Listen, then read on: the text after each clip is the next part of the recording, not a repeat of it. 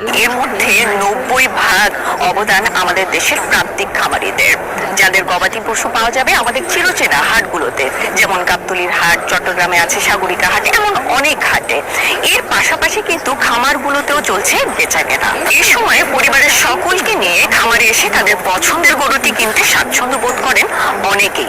আজকে এসেছি এমনই একটি খামারে, যে খামারে দীর্ঘ সময় ধরে গরু লালন পালন করে হৃষ্টপুষ্টকরণ করা হচ্ছে। ট্রেডিং এ তারা একেবারেই বিশ্বাসী না।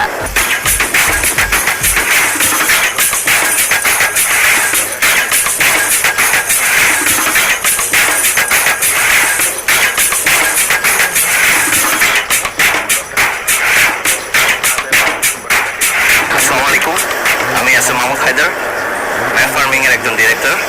আমাদের ফার্মটি হচ্ছে আপনার বোয়ালখালী চকগিদ্দিরপুরে অবস্থিত। আর আমাদের ফার্মটা শুরু হয়েছে 4 বছরের মতন হয়ে গিয়েছে, আমাদের ফার্মটা শুরু হয়েছে।